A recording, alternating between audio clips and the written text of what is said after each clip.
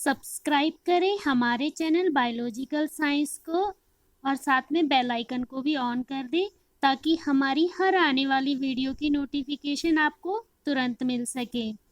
तो चलिए स्टार्ट करते हैं आज का सेशन। आज का हमारा सेशन एनिमल किंगडम में यानी कि जो पार्ट 3 है जूलॉजी से रिलेटेड, जो कि हमारे यूपी टीजीटी पीजीटी एलटी के लिए सीरीज चल रही है, जिसमें हम जूलॉजी से रिलेटेड आज हमारा जो जिसके ऊपर हमारे क्वेश्चन आंसर रहेंगे वो होगा हमारा एंटमीबा, यूग्लिना, प्लाज्मोडियम, पैरामीशियम पर आधारित क्वेश्चन आंसर रहेंगे। तो चलिए स्टार्ट करते हैं इनसे रिलेटेड क्वेश्चन आंसर को। क्वेश्चन नंबर फर्स्ट, निम्नलिखित में से कौन मानव परजीवी प्रोटोजोआ मनुष्य के मुख में यानी कि माउथ में पाया जाता है जो मसूड़ों को क्षतिग्रस्त करता है यानी कि मसूड़ों को हानि पहुंचाता है। तो इसका करेक्ट आंसर होगा ऑप्शन ए यानी कि एंटमीबा जिजीवैलिस। इसका करेक्ट आंसर है ऑप्शन ए। एंटमीबा जिजीवैलिस एक प्रकार का प्रोटोजोआ है जो कि मनुष्यों के दांत में पाया जाता है और साथ में ये पायरिया नामक रोग को उत्पन्न करता है। Next question, question number second, Entamoeba histolytica में होती है यानी कि बताना है इनमें से एंटमीबा हिस्टोलाइटिका में क्या होती है। इसका करेक्ट आंसर होगा ऑप्शन बी यानी कि इसमें कॉन्ट्रैक्टल वैक्यूल एब्सेंट होती है। इसमें कोई भी कॉन्ट्रैक्टल वैक्यूल यानी कि संकुचित धानियां नहीं पाई जाती। अगर हम बात करें इन एमीबा की कि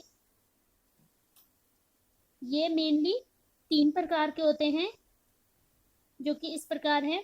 एक होता है एंटमीबा हिस्टोलाइटिका, ये हमारी आंत में पाया जाता है। ये पेचिस नामक रोग को उत्पन्न करता है। जब भी हमारे शरीर में आ जाता है तो इससे बहुत ज्यादा पेचिस होते हैं, लूज मोशन वगैरह होते हैं।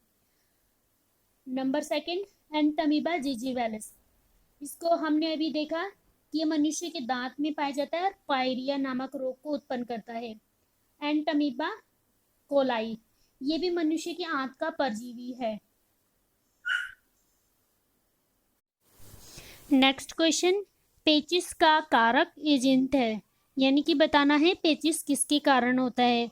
जैसे कि अभी हमने जाना था एंटमीबा हिस्टोलाइटिका यानी कि इसका ऑप्शन है बी, एंटमीबा हिस्टोलाइटिका के कारण ये पेचिस होता है यानी कि लूज मोशन होते हैं। अगर हम जाने कि यह हमारी आंत की कौन से वाले भाग में होता है, ये हमारी लार्ज इंटेस्टाइन में यानी कि बड़ी आंत में होता है, वो भी कॉलन भाग में। अगर हम जाने कि बड़ी इंटेस्टाइन की कितने भाग में डिवाइड किया जाता है, एक होता है आपका सीकम, दूसरा होता है कॉलन और तीसरा होता है आपका रेक्टम। तो जो ये एंटमीबा हिस्टोलिटिका होता है ये आपके कॉलन भाग में पाया जाता है। नेक्स्ट क्वेश्चन, एंटमीबा हिस्टोलाइटिका की संक्रामक अवस्था है। एंटमीबा हिस्टोलाइटिका की 4 अवस्थाएं होती है जिसमें से कि आपकी ये जो ऑप्शन सी यानी कि चो केंद्रक कोष्ठ, ये वाली अवस्था आपकी प्रभावित करती है खास तौर से आंत में। Next question, coral reef are formed by यानी कि बताना है कोरल चट्टानों का निर्माण कौन करते हैं। तो इसका करेक्ट आंसर होगा ऑप्शन डी यानी कि सिलेंट्रेट्स वर्ग के जो जंतु होते हैं वो कोरल रीफ का निर्माण करते हैं। अगर हम बात करें इन सिलेंट्रेट्स जंतुओं की तो इनकी जो ऊपरी सतह होती है वो कैल्शियम कार्बोनेट का स्राव करती है जिसके कारण इन चट्टानों का निर्माण होता है। अगर हम बात करें सबसे बड़ी कोरल रीफ तो ये ऑस्ट्रेलिया की है। ऑस्ट्रेलिया में सबसे बड़ी कोरल रीफ पाई जाती है जो कि समुद्र में है।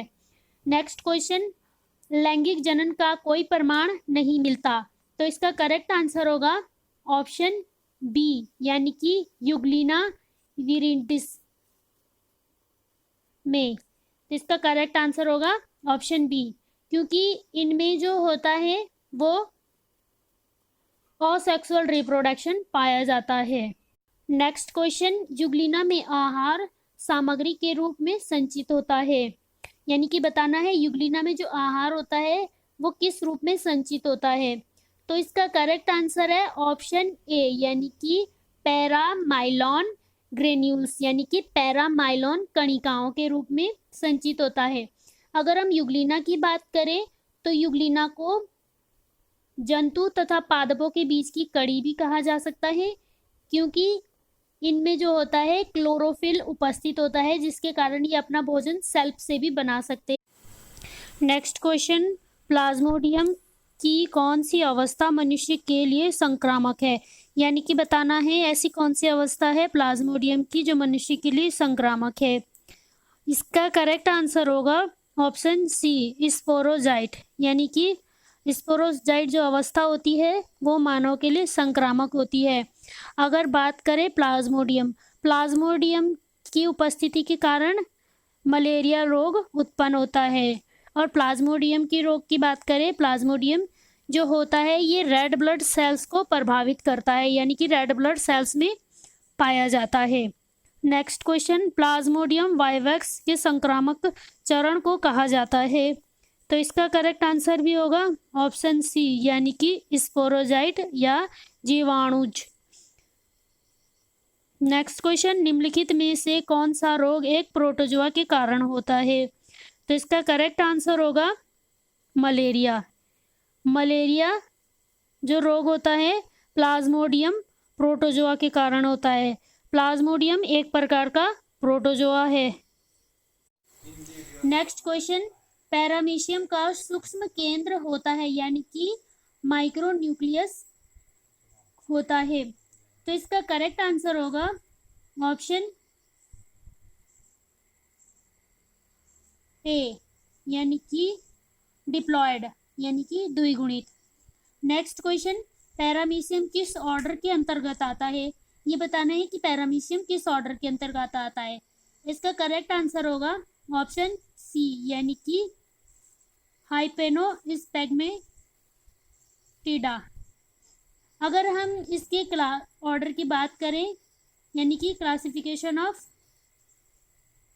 पैरामीशियम, तो हम इसे इस प्रकार से क्लासिफाई करते हैं। फाइलम होगा इसका प्रोटोजोआ, सब फाइलम होगा सीलियोपोडा, और क्लास होगा इसका सीलिएटा, और ऑर्डर इसका टेनिकुलेरा और या फिर हाइमेनोस्टोमीडा। नेक्स्ट क्वेश्चन, पैरामीशियम में साइक्लोसिस की घटना का संबंध होता है। तो इसका करेक्ट आंसर होगा ऑप्शन सी, यानी कि डाइजेशन से। इसका जो साइक्लोसिस सिस्टम है ये डाइजेशन से, यानी कि पाचन से होगा। आज के लिए इतना ही, फिर मिलेंगे नेक्स्ट वीडियो में। तब तक के लिए thanks for watching this video.